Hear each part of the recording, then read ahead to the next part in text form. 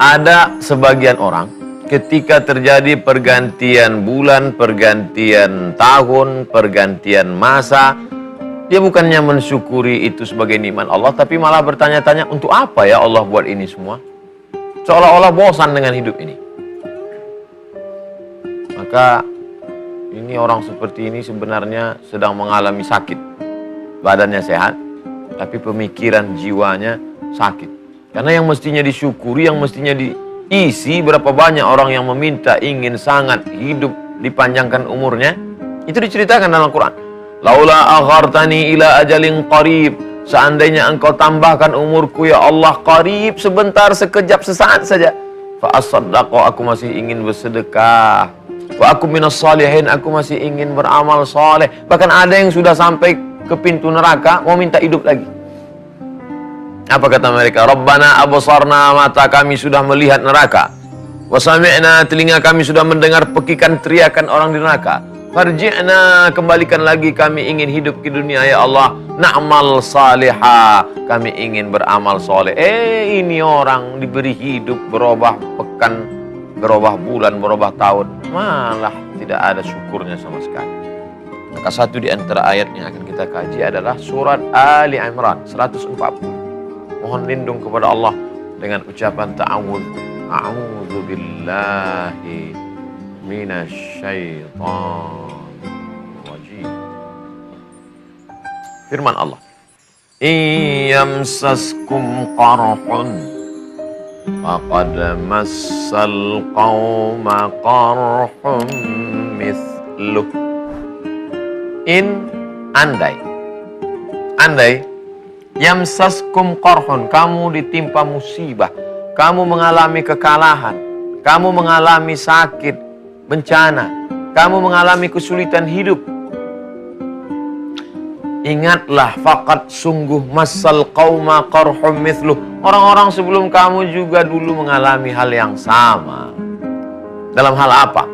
Dalam hal dakwah. Sulit sekali berdakwah ini Pak Ustadz. Kami baru buat komunitas, ngajak teman-teman supaya hijrah. Malah kita dikucilkan, dituduh ekstrim, dikatakan radikal, dikatakan jahat, diejek, diolok-olok, dikatakan klaim mau masuk surga duluan. Belum ada apa-apanya dibandingkan yang dialami oleh Bilal bin Rabah. Belum ada apa-apanya dibandingkan dialami oleh Suhaib Ar-Rumi. Suhaib anak muda, merantau ke kota Makkah, bisnis, berhasil, menikah, punya anak. Apa yang terjadi ketika dia ingin hijrah? Kata sahabat-sahabatnya, Suhaib, dulu kamu datang kemari dalam keadaan tidak punya apa-apa, sekarang tinggalkan kota Makkah juga tidak bawa apa-apa. Pergi sana. Pergi Suhaib sebatang kara, tidak membawa apapun. Semua mengatakan Suhaib rugi. Sampai berita itu ke Nabi SAW. Suhaib rugi ya Rasulullah. Bisnisnya hilang, anaknya tinggal, keluarganya. Dia pindah kota Makkah. Dari kota Makkah, kota Madinah. Apa kata Nabi SAW? 3 kali. Rabiha Suhaib, Rabiha Suhaib, Rabiha Suhaib. Suhaib beruntung, Suhaib menang, Suhaib berhasil. Iyamsaskum qarhun, kalau kamu mengalami kesulitan, kesusahan, saya ini sakit nggak sembuh-sembuh Pak Ustadz, sudah berdoa, sudah makan herbal, sudah minta, tapi kenapa tidak juga? Adakah penyakitmu itu dibandingkan 10%, 0,5%-nya Nabi Ayyub alaihissalam? Belum ada apa-apa. Iyamsaskum qarhun, kalau kau mengalami kesulitan, maka orang sebelum engkau juga mengalami kesulitan yang lebih parah. Orang yang dikatakan Sayyidul Anbiya wal Mursalin, pemimpin para nabi dan rasul, tidak ada masuk surga kecuali dia duluan masuk surga. Tidak akan ada yang ditimbang amalnya kecuali dia dulu yang persilahkan. Tidak akan ada pengadilan di mahkamah di hadapan Allah Subhanahu wa taala di padang mahsyar sebelum dia memberikan syafaat. Tapi apa yang terjadi pada dirinya? Patah giginya, pecah pelipisnya, berdarah sendalnya. Dia mengalami hal yang lebih. Iyamsaskum qarhun, kalau kamu mengalami kesulitan, kesusahan, kepayahan, penderitaan, faqad massal qauma qarhun mithluh, maka orang-orang sebelum kamu. Oleh sebab itu ketika membaca Al-Quran, oh ini yang dialami oleh Yusuf alaihissalam. Saudara-saudara saya, abang saya, kakak saya benci dengan saya karena saya banyak dapat, karena saya lebih baik, karena kehidupan. Adakah itu sebanding dengan yang dialami Nabi Yusuf alaihissalam? Dibawa oleh saudaranya, dilihat ada sumur tua, dimasukkan ke dalam. Saudaranya mengambil darah, lalu menangis di depan ayah mereka. Yakub, lihatlah ayah saudara kami ditangkap. Akhirnya, faltaqathu ba'du sayyarah, sekelompok orang pedagang ingin menimba air, melihat ada anak kecil, mereka selamatkan. Belum ada apa-apanya dibandingkan penderitaan para nabi. Faqsusil qasasa, ceritakan kisah-kisah itu. Untuk apa? La'allahum yatafakkarun. Mudah-mudahan dengan membaca kisah itu berpikir, terasa ringan bahwa beban kita ini tidak ada apa-apanya dibandingkan dengan yang diterima oleh para nabi dan rasul serta para wali-wali Allah yang dialami oleh Wali Songo dulu ketika menebarkan Islam, oleh orang-orang soleh dulu yang menyampaikan dakwah Islam. Maka pergantian zaman, pergantian masa, ini adalah sesungguhnya ujian yang diberikan Allah Subhanahu wa ta'ala. Apa yang akan membuat kita kuat ketika kita membandingkan nasib kita dengan nasib yang lain? Masalah urusan dunia, pandang ke bawah, datang syukurmu. Melihat urusan akhirat, lihat ke atas. Lihat mereka yang berjuang, maka akan bangkit semangat jihadmu, bangkit semangat beramal solehmu. Iyamsaskum qarhun faqad massal qauma qarhun mithlu wa tilkal ayyam, itulah hari-hari. Baru saja rasanya kita Idul Fitri ya. Ini sudah mau datang Ramadan lagi. Baru kemarin sibuk cari kambing untuk kurban. Sekarang sudah dibentuk panitia mencari sapi lagi. Untuk apa ini semua? Itulah hari-hari Senin, Selasa, Rabu, Kamis, Jumat, Sabtu, Ahad. Datang lagi Senin, Selasa, Rabu, Kamis, Jumat, Sabtu, Ahad. Datang lagi Senin, Selasa. Tahun 1, tahun 2, tahun 3. 1 windu, 1 abad, 1 milenium. Wa tilkal ayyamu nudawiluha bainan nas. Demikianlah hari-hari itu kami pergantikan, kami pergilirkan di antara manusia. Untuk apa Allah membuat itu? Waliya'lamallahu alladhina amanu. Waliya'lamallahu alladhina amanu. Allah Subhanahu wa ta'ala ingin menguji siapa yang tetap istiqomah dalam amanu, dalam iman. Wa yattakhidha minkum syuhada. Pertama, Allah ingin menguji siapa yang istiqomah dalam iman. Senin beriman, Selasa beriman, Kamis beriman, Jumat beriman, Sabtu beriman, sampai mati beriman. Alhamdulillah. Qul amantu billah. Katakan aku beriman kepada Allah. Tsumma istaqim, istiqamah. Senang beriman, susah beriman, jaya beriman, bangkrut beriman, istiqamah. Tapi ada orang-orang yang yusbihu mu'minan, paginya beriman, wa yumsi kafiran, petangnya kafir. Nauzubillah, nauzubillah, nauzubillah, nauzubillah. Allah pergilirkan zaman dan masa ini, tujuannya tidak lain untuk menguji siapa yang tetap dalam keimanan. Ayub alaihissalam, onta ada, kambing ada, sapi ada, istri ada, anak ada, harta ada, beriman. Hujan tidak turun, tanam-tanaman mati. Tanam-tanaman mati, sapi, kambing, onta tidak makan, mati juga. Gandum semuanya mati. Akhirnya tinggal berdua dengan istri. Penyakit pun datang silih berganti. Iman tetap ada. Hari berganti, musim berubah, iman tetap ada. Saat ada keluarga, iman tetap bertahan. Itu sebenarnya yang diinginkan Allah. Waliya'lamallahu alladhina amanu. Tak tahukah Allah bahwa orang ini kalau diuji beriman? Allah tahu. Allah tahu apa yang sebelum terjadi, apa yang sedang terjadi, apa yang akan terjadi. Wa na'lamu ma tuwaswisu bihi nafsu. Kami tahu apa yang berbisik dalam hatimu. Lalu kenapa Allah menguji saya? Tak tahukah dia saya? Allah tahu kamu. Lalu kenapa dia menguji saya? Allah uji kamu supaya kamu tahu tentang diri kamu, kira-kira layak atau tidak masuk ke dalam surga Allah Subhanahu wa ta'ala. Ketika kita sudah lulus, barulah kita berkata alhamdulillah, karena pertolongan Allah Subhanahu wa ta'ala. Tidak ada gunanya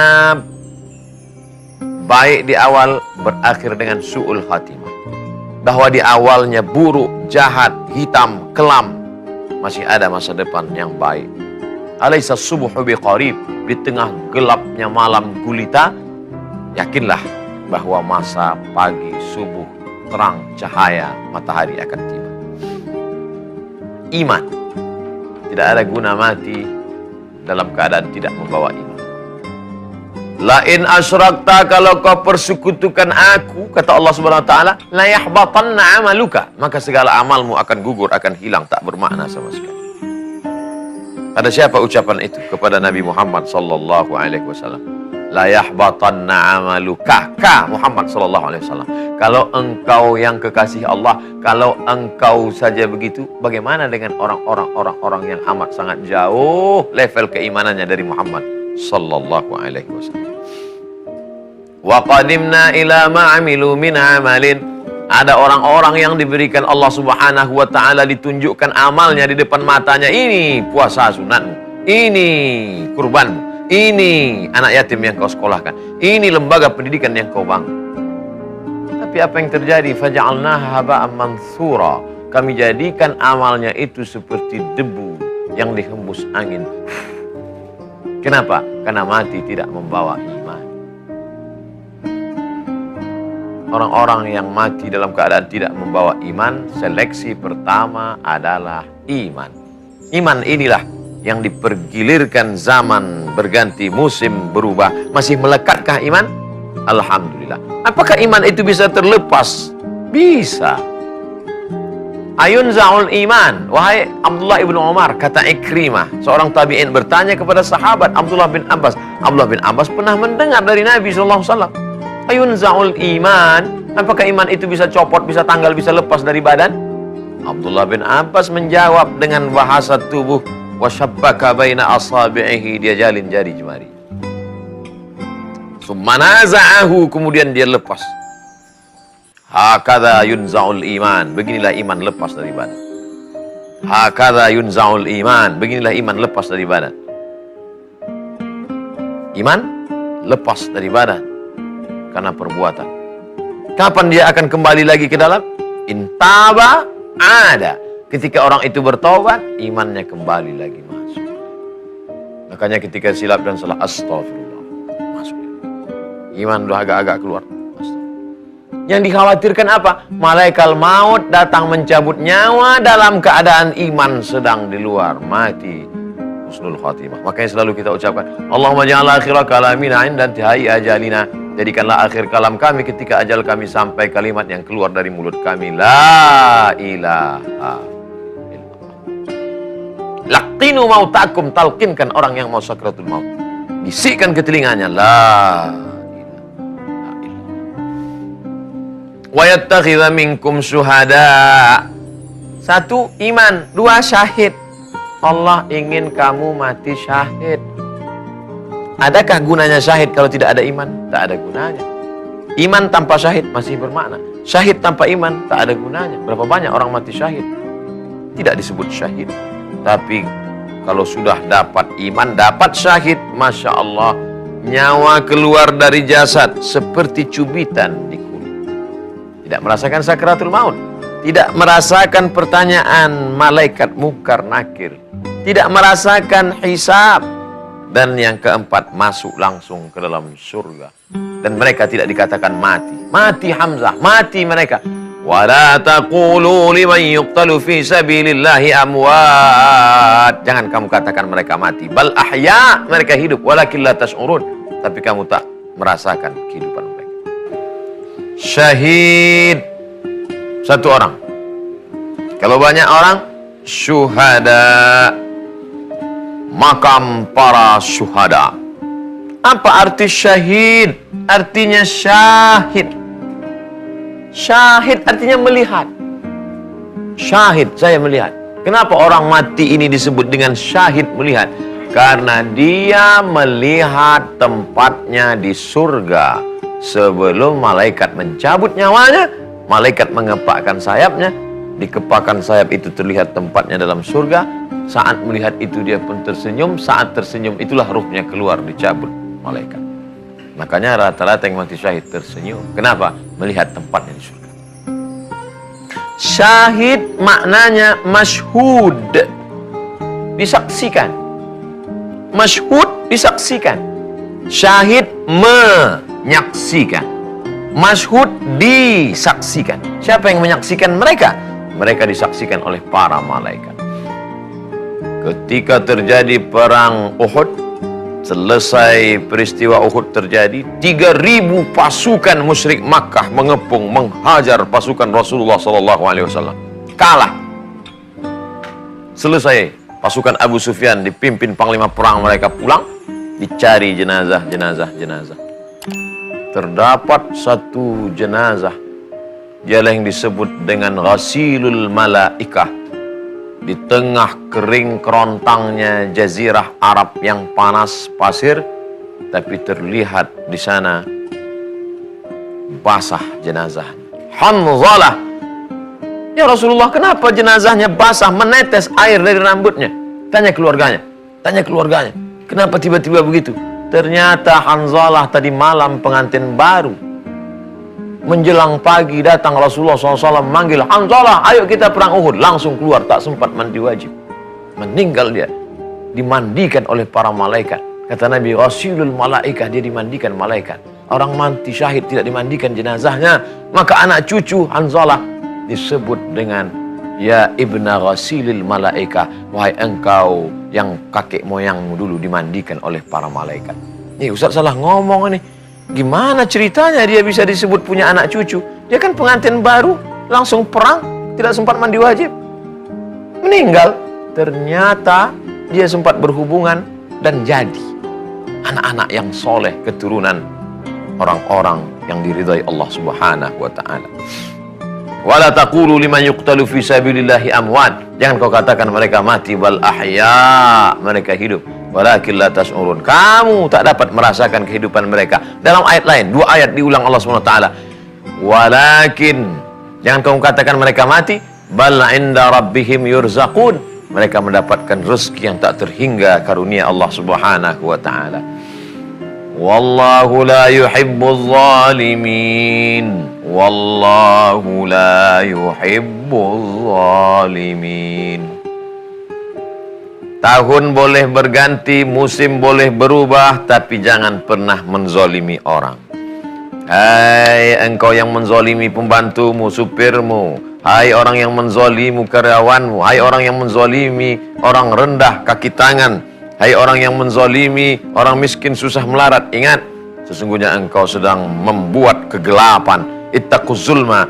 Takutlah kamu karena perbuatan zalim. Fa inna zulma zulumatun yaumal qiyamah. Karena kezaliman hanya akan menjadi kegelapan pada hari kiamat. Gelap hari ini, hidup lampu terang benderang. Tapi di akhirat kau mendapati kegelapan. Tak tahu kemana arah dan tujuan. Adapun yang sedang dizalimi orang, sabar. Orang yang dizalimi, teraniaya, sabar. Illa rafa'ahullah. Sesungguhnya Allah ingin mengangkat derajat.